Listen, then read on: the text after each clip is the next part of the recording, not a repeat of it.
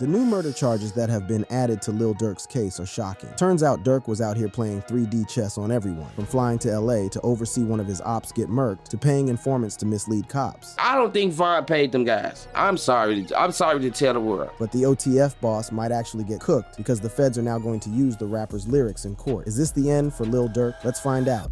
Lil Durk hit with new charges. When Lil Durk was arrested back in late October, the world knew that he was in for hiring OTF members to murder fellow rapper Quando Rondo. However, 2 weeks later, the rapper is facing new charges, and it's way worse than anyone thinks because some of the new details emerging are nothing short of shocking. Right now, the indictment charges Lil Durk with 1 count of conspiracy, 1 count of using interstate facilities to commit murder for hire resulting in death, and 1 count of using, carrying, and discharging firearms, including a machine gun, in furtherance of a crime of violence resulting in death. The charges were serious, carrying the potential for a life sentence if convicted. The indictment reveals how the plot unfolded, and the new details the feds have made public might actually cook Durkio. According to the feds, the story begins with the tragic death of Chicago rapper King Von in 2020. King Von's death sent shockwaves through the music industry and sparked a series of events that would eventually lead to the arrest of several OTF members. The federal indictment also reveals that 5 individuals associated with OTF, Calvin London Grant, DeAndre Dontrell Wilson, Keith Jones, David Brian Lindsay, and Asa Houston were charged in Los Angeles with plotting to kill rapper Quando Rondo. This plot is believed to be a retaliatory act linked to the circumstances surrounding King Von's death. The indictment shows how the feds uncovered a web of connections and communications that suggested a coordinated effort to target Quando Rondo. It turns out that OTF members allegedly conspired to carry out the murder for hire plot, which ultimately led to their arrests. The 5 men used OTF-affiliated credit cards to book flights and rental cars to the scene of the shooting, and now they are faced with grave charges, including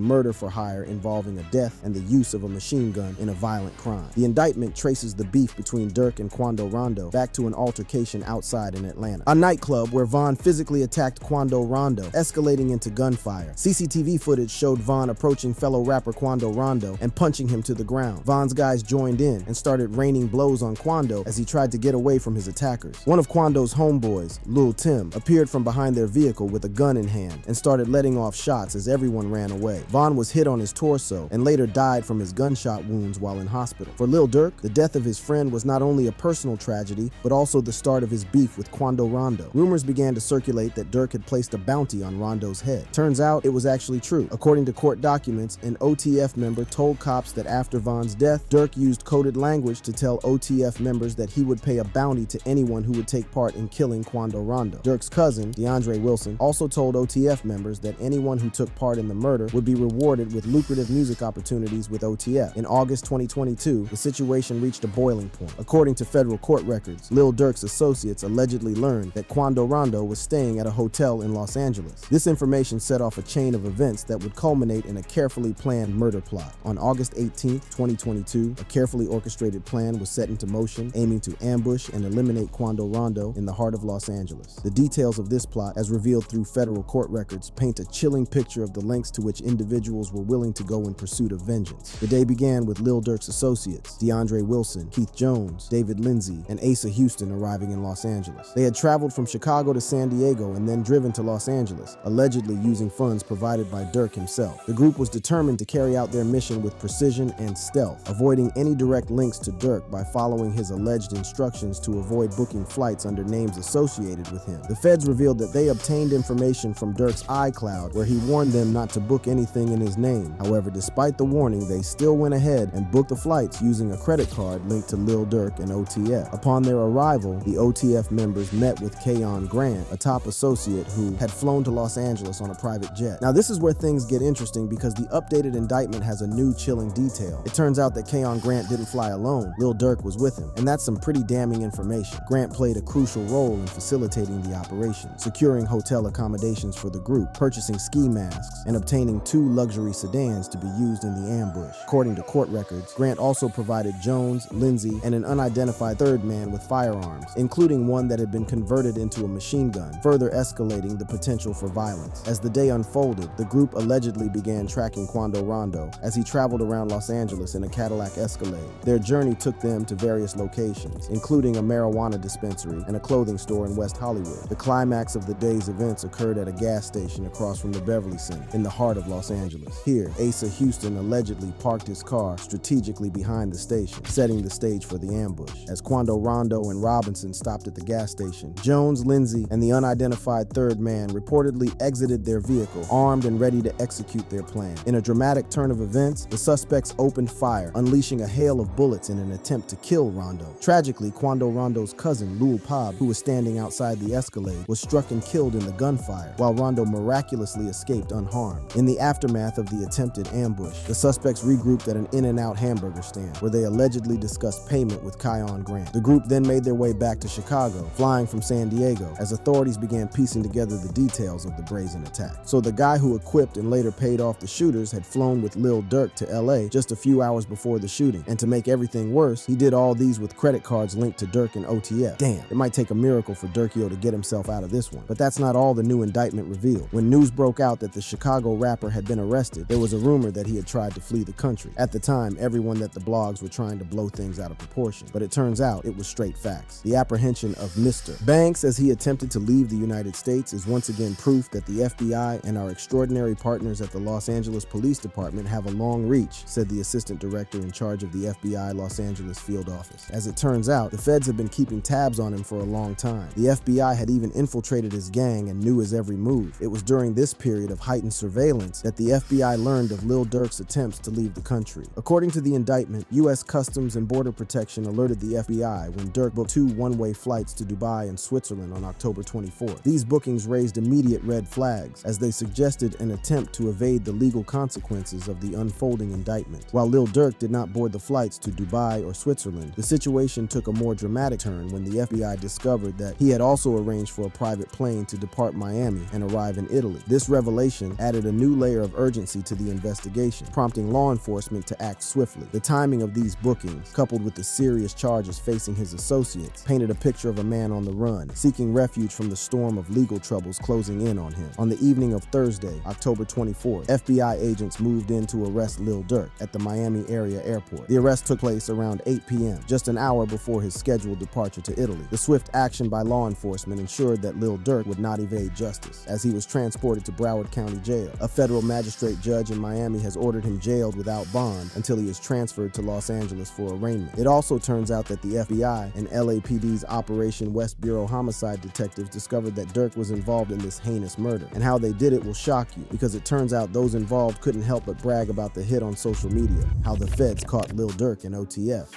After the indictment was made public, fans noticed something crazy, which DJ Vlad pointed out. There were multiple people cooperating with the authorities. The hip-hop commentator took to his social media to share his findings, saying, "I carefully went through Lil Durk's paperwork, and there are 3 co-conspirators whose names are hidden. One of them was one of the 3 shooters. One booked flights for the shooters, and another one told OTF about Quando's location in LA. These 3 co-conspirators are probably cooperating with the feds against Durk and the other defendants." According to the indictment, 1 or more co-conspirators, including co-conspirator 4, learned that Quando Rondo was visiting California and staying in a hotel in LA. It seems like co-conspirator 4 was the one dropping Quando's locations. And what's crazy is that during a recent interview with Whack 100, might have uncovered who co-conspirator 4 is. This is none other than Brick Baby.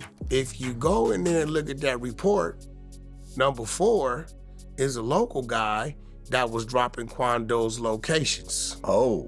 According to Whack, the world thought that the shooting in Atlanta that almost killed Quando Rondo and saw the rapper's cousin die was a drug deal gone bad between Armenians or Persians. We all thought that was a bad drug deal, weed deal. You know that. The world thought that that shooting was a bad weed deal between some Armenians or Persians. That's what the world thought. However, in February 2023, Brick Baby went on social media and declared that no one can say that OTF didn't slide for Vaughn. It wasn't until February of 2023 that Brick Baby goes on the internet with Flacco and says, out of nowhere, the world is oblivious to this. I guess they can't say OTF didn't slide for King Von anymore. Now this is where things get interesting, because it turns out when the feds heard Brick Baby saying that, they went after him. March, the feds get on Brick. We don't know this. When Brick got picked up by the feds, everyone thought he had caught a gun charge. However, it was soon discovered that they wanted his cell phone. We're under the presumption that it's an AK-47 case. But what really happened was they came there to get his cell phone. But there's more to this, because after the shooting, the feds told Quando Rondo that the gang that he was repping, the Rolling 60s Crips, had set him up. What you think the police told Quando? That the Rolling 60s set him up? It turns out, Brick Baby and Quando Rondo were repping the same gang, and when Quando landed in Atlanta, he checked in with his gang for protection. What was he claiming? Rolling 60s Crip. Where Brick Baby from? Rolling 60s Crip. Who you think he checked in with? Rolling 60s? With who? Okay, I see where you're going with this. It's kind of clear that Brick Baby might have dropped Quando's location to his ops because after the shooting, the Savannah rapper took to social media to denounce his gang, claiming that they didn't have his back. He started by saying, "It's time for me to spend time to myself and free myself from a lot of people. My main man's gone and a lot more shit. I'm cool on a lot of shit. If I feel like you not with me, it's no reason for me to be holding on to you. No need to shake your hand or fake some with you. I'm living life. How I want to live life, whatever I want to do, I'ma do it. You gon' either go and get with it or get lost." In another post, he revealed that he wanted to leave that life behind unscathed, while also claiming his set had no loyalty to him. "I'm not jump out gang either. Ain't no loyalty in this shit. I'm my own man. I laid my flag down. I'm not no hoe. Y'all ain't gonna ride for a for real. It's no sense being a part of y'all shit. Y'all with the opposition. I don't give a f." But it also turns out that Brick Baby isn't the only one who went on the internet to talk about the crime, because the indictment revealed that Durk actually rapped about it in his music. What's crazy is that the indictment also mentions the exact song, which means that Durkio's lyrics will be used against him in court. In the track, Wonderful Wayne and Jackie Boy, which is in the indictment, Durk raps, "Told me they got an addy, go got location, go green light, go, look on the news and see your son, you screaming no no, and all them hanging with him. If you know, you know." Durk was talking about Quando Rondo, who was caught on camera screaming after his cousin, Lil Pab, was shot and killed by Durkio's OTF shooters.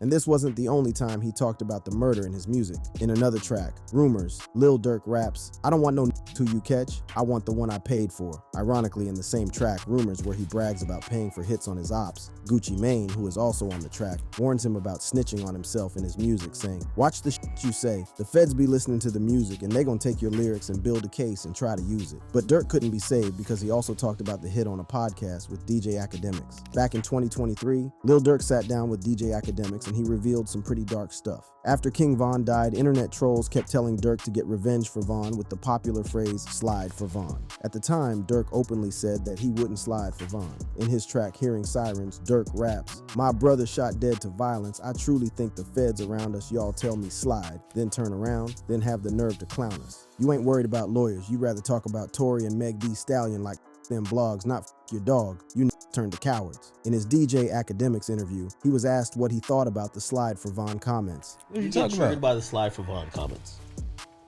I don't know if people still say it. They used to say it, but you also mentioned a song. They'd be like, they be saying slide for Von. I think they trolling me. Durk couldn't help but subtly take credit for the hit. According to Durk, there was a reason why those comments suddenly disappeared. For some reason, I just don't see the comments no more.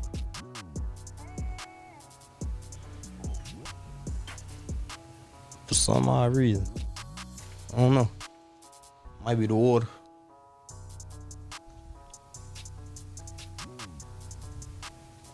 You be seeing the comments a lot? They kind of chilled out a little bit. And since his arrest, this isn't the only murder that Durkio has been linked to. From the death of Chicago rapper FBG Duck to the alleged murder of a postal office worker, the allegations are wild and might see Durk facing the death penalty. Lil Durk linked to more murders. The number of bodies linked to Durkio is concerning, and it looks like he was doing everything to clean up his image. Because, just days before his arrest, the rapper held a birthday bash concert in Chicago, where he paid tribute to all the people who had lost their lives in the Chicago gang war, including Lil Jojo and FBG Duck, who were his ops. But FBG Duck's mom, Lashina Weekly, was having none of it, and took to Instagram to respond, posting, "It didn't matter to nobody but us when Duck did it." As it turns out, FBG Duck had tried to mend fences with his ops from O Block back in 2019. 2019 when he dropped Chicago Legends. However, Durk and King Von didn't want peace, so they continued dissing FBG Duck and his dead homies. Well, Duck would reply with one of the most brutal diss tracks, Dead Bitches, where he dissed his ops and their dead homies. And according to reports, this track led to Von and Durk planning his murder. Accusations have now surfaced, claiming that Durk condoned a staggering $100,000 bounty on FBG Duck. Just days before his arrest, FBG Duck's mother filed a lawsuit against Lil Durk, his record label Only the Family, and the estate of King Von. The lawsuit alleges that these parties not only condoned, but also profited from the violence that led to her son's death. Central to the lawsuit is the claim that King Von had placed a $100,000 bounty on Duck's life. It wasn't long before FBG Duck was shot and killed at Michigan Avenue and East Oak Street in the Gold Coast area of Chicago. But word on the street is that Von didn't pay FBG Duck's killers. Yeah, because I don't think Von paid them guys. I'm sorry to tell the world. What's crazy is that cops reported that the individual who paid for the hit rewarded the killers with custom-made O-Block chains. A video surfaced on YouTube of King Von giving O-Block members custom-made chains. Turns out that all this was capped because word on the street is that the bounty was $250,000.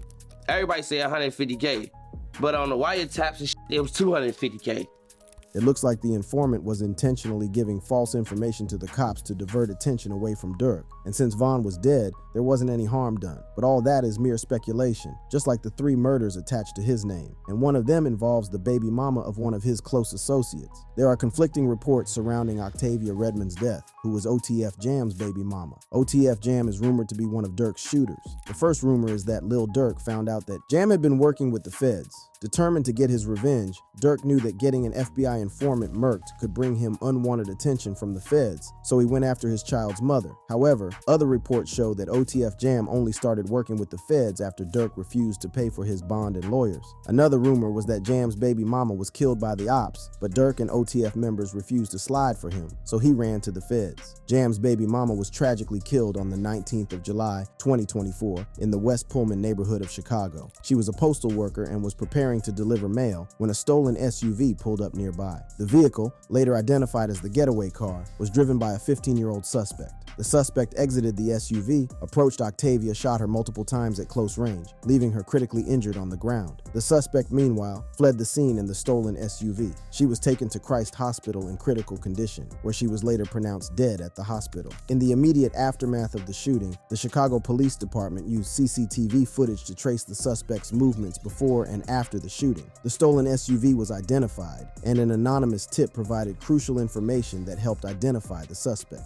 The breakthrough came when the suspect was located in Cedar Rapids, Iowa, and arrested on a murder warrant. This isn't the only murder that has been linked to Durk's name, because his brother's suspected killer was gunned down in 2022, and it's now being revealed that he may have ordered his death. Lil Durk's brother D Thang was shot in the head and killed on June 7, 2021 outside a strip club in South Suburban Harvey. Word on the street was that a dude named Stefan Mack was responsible for D Thang's death, so Lil Durk put a bounty on his head. And on January 7, 2022, Mack was gunned down at the Youth Peace Center of Roseland, located at 420 West 111th Street in Chicago. Soon, 2 men, Anthony Montgomery Wilson and Preston Powell, were indicted with murder for hire. The events leading up to Mack's murder were meticulously planned. Montgomery Wilson and Powell, along with other unidentified accomplices, allegedly conspired to execute Mack in exchange for money. The plot involved the use of a cell phone and a 2014 Chrysler 300, which were deemed facilities of interstate commerce by prosecutors. As Mack exited the Youth Peace Center,